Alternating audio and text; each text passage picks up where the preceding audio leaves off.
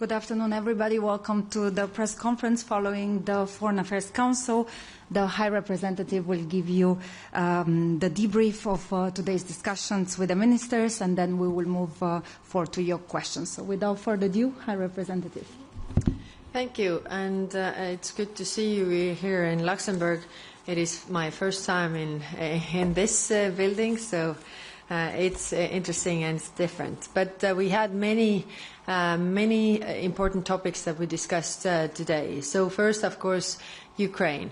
It is clear that all the member states want peace, and remember we had 27 countries who supported the ceasefire. Also, Ukraine agreed to unconditional ceasefire already a month ago. And yet we are seeing that Russia alone wants war, because we see the deadliest attack just yesterday, Sumy airstrike over the weekend, and it is clear that they are stalling and not wanting peace at all. So the only way to get Russia to negotiate seriously is putting some more pressure on Russia. Then second, the military aid to Ukraine. I mean, one is putting pressure on Russia, but then the other part is also helping Ukraine to defend itself. It is clear that we are the biggest provider of military aid. We are also the biggest provider or buyer from the Ukraine defense industry, and the biggest supporter of the defense industry. And we are also, we have the mission of training Ukrainian soldiers, so over 73,000 soldiers we have already trained. So today we also discussed what more can we do when it comes to the missions. Should we expand the mandate of the missions that we have in order to also contribute to the security guarantees of coalition of the willing? Then when it comes to the initiative of delivering 2 million rounds of ammunition to Ukraine, then I'm happy to see that we have already reached 2/3 of that target. We still don't have 100%, but we definitely need to move forward with that. So a large majority of member states agree that we need to do more. I'm also happy to see Norway contributing with 4 million euro part, so it goes beyond European Union. And when it comes to the support for this year, then already this year member states, European Union, have contributed more than 23 billion euro to Ukraine, and last year it was 20 billion. Together with the help of United States, it's altogether 40 billion for last year, so we still have room to go. Then the third, putting the pressure on Russia.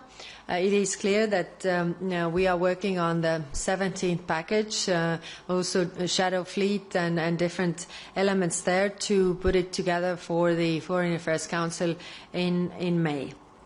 Then the second big topic is Middle East, and there, of course, we discussed the situation of Gaza. We will later today have a first ever high-level political dialogue with Palestine, also discussing the future.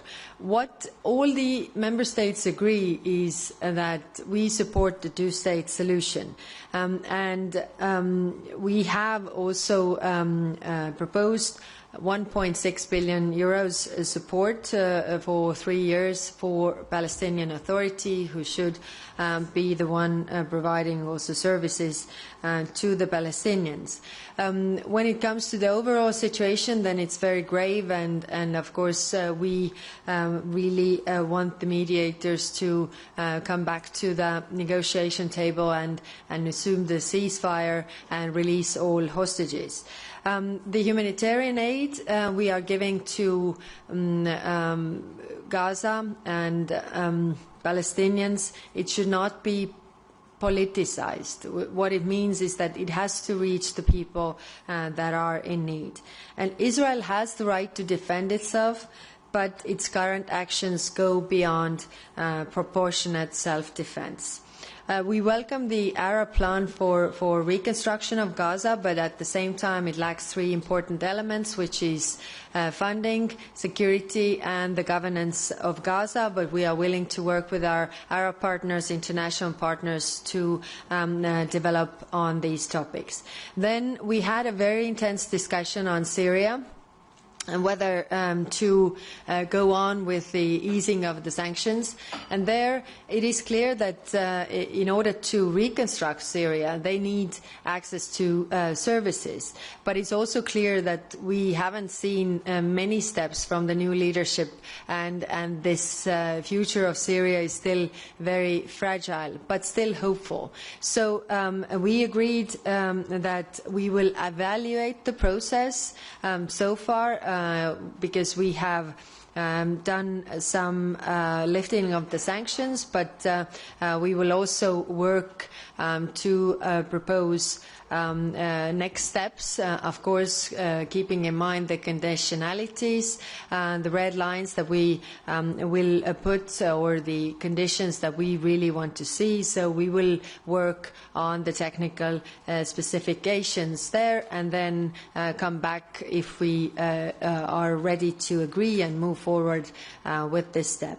Then on Iran, we adopted sanctions for state-sponsored hostage-taking, so 9 individuals were sanctioned.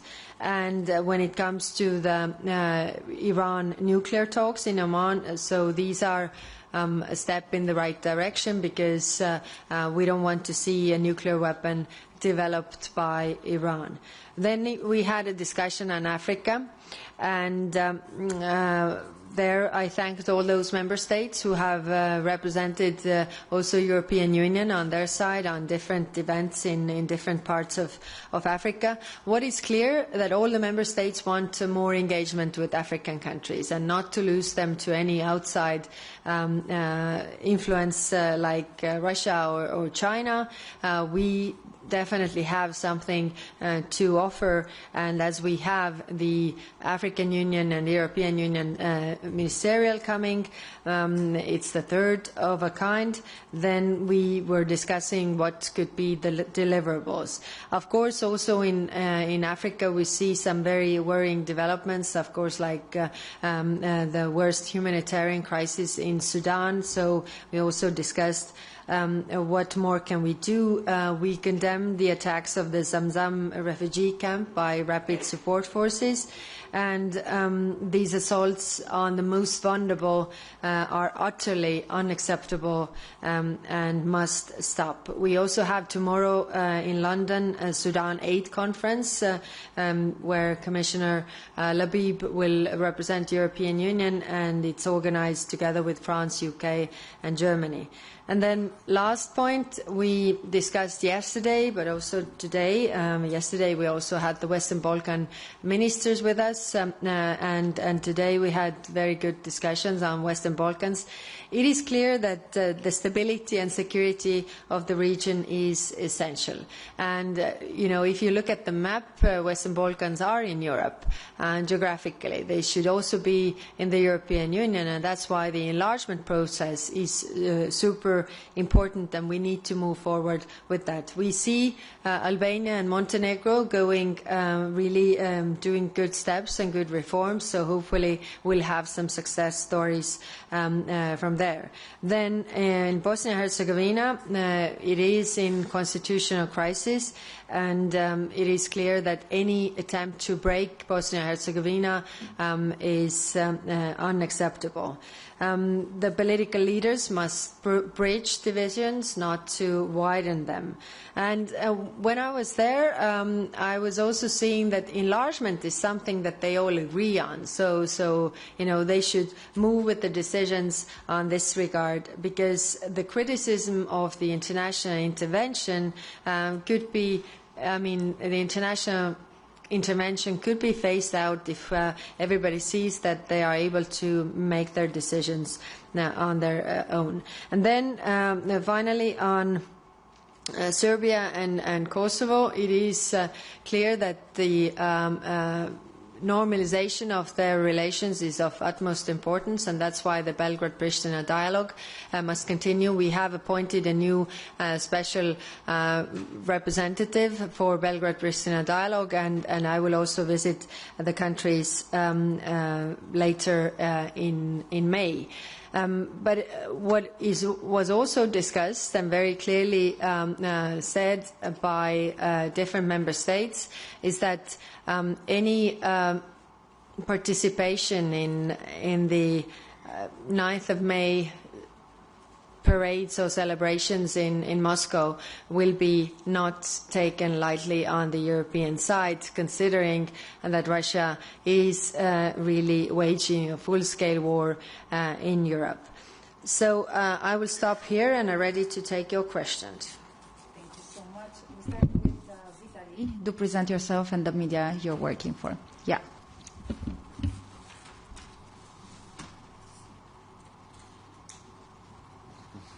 Vitaly Sizov, your TV, Ukraine. Are you tracking which countries or candidates countries intend to visit Moscow on 9th of May? And of course, it will be a huge celebration in Moscow for Putin.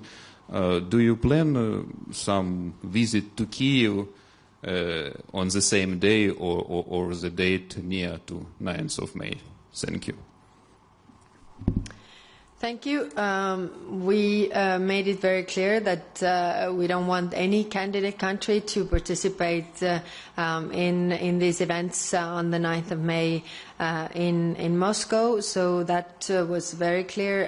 The message was there. When it comes to visits to Kiev, then of course, as I've called also all the member states, but also representatives of the institutions to visit Kiev and Ukraine as much as possible to show really our solidarity and that we are with Ukraine. So, of course, we are always looking for options to visit and go also together with deliverables to Ukraine. Thank you.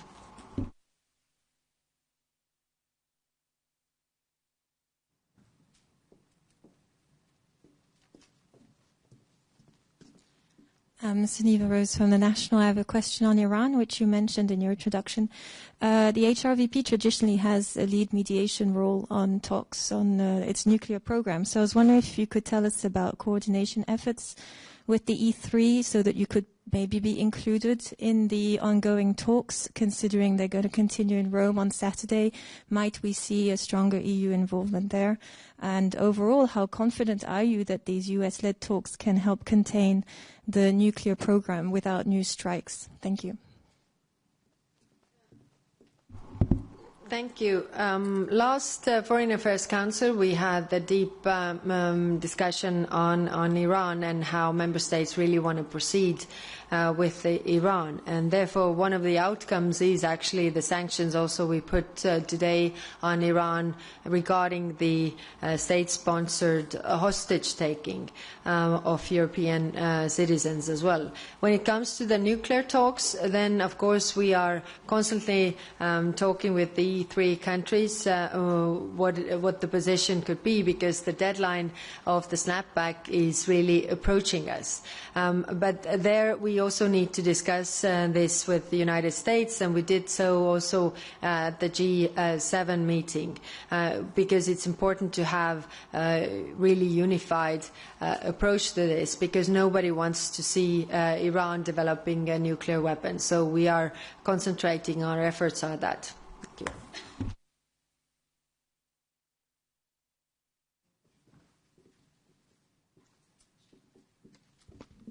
This is Andrea Pallasciano from Bloomberg. High Rep, you mentioned this morning 2/3 of progress towards your ammunition initiative. Could you give us a sense of whether any meaningful progress has been achieved today, and by when you expect to hit the 100%? And also, if you could give us a sense of when these ammunitions would be delivered, because now we're talking pledges. Is there a sense of when they could actually arrive in Ukraine? Thank you. Thank you. As soon as possible is the short answer, because they need it now. I mean, because these attacks are going through, there are civilian casualties in great numbers. Really, that's why they need the ammunition. That's why they also need the air defense. The calls by Ukraine to have more air defense have been really, really vocal as well. So that's why the short answer is as soon as possible.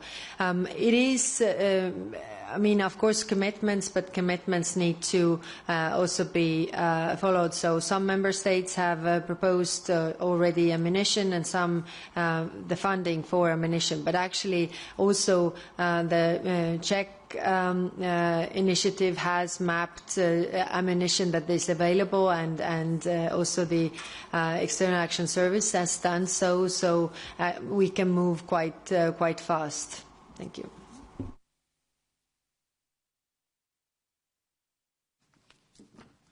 Hi, Matteo Bagnoli, ANSA. Thank you for doing this, IREP. Two questions. One is on Ukraine. This morning, some of the ministers, when they came in at the doorsteps, they underlined the fact that the attack in Sumy was not only horrific, but was intentional. Then we have different words from the US, where President Trump said that they made a mistake. So I was wondering which is the true and correct assessment of that.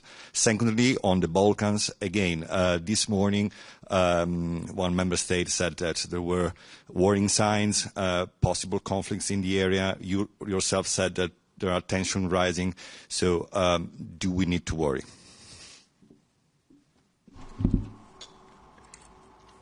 On Western Balkans, I think we should always worry about the tensions rising, and that's why we need to keep the tensions down.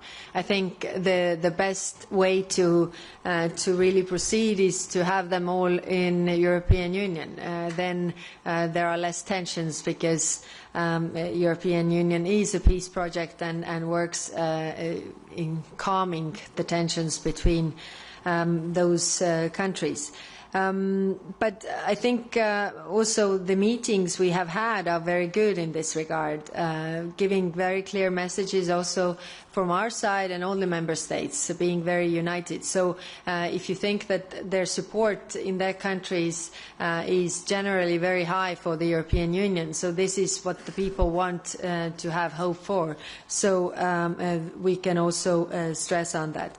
Now, on the first question, I think it is in everybody's interest that Russia realized it made a mistake, but it made a mistake by attacking Ukraine. That it can't win in Ukraine, because the will of the Ukrainian people is not broken, and European countries will, and not only European countries, but many other countries will stand by Ukraine. So, and I hope that it's also clear to everybody now that if you want the killing to stop, you should put the pressure on Russia, who actually does the killing. Thank you.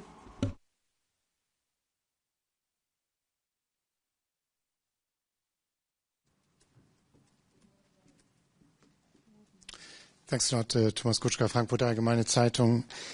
A number of countries have been calling for a while to stop LNG imports from Russia. Last year, I think Russia gained around 7 or 8 billion euros with these shipments. Now the EU is offering to the US to replace some of that imports by US imports, or imports from the US. Is there a new case now for sanctions on Russian LNG in the 17th package? Thank you. Like I said, we are working on the 17th package. So, of course, putting the sanctions on oil and gas and putting more on that side would have a bigger effect, because this is how they are funding also their war. So the discussions are ongoing, but you know very well that we need 27 countries to agree. But my point is that we should put as strong package together as possible, hopefully also with our international partners. Thank you. Thank you so much. This concludes our person. For any other questions on the record. Have a lovely afternoon. Thank you.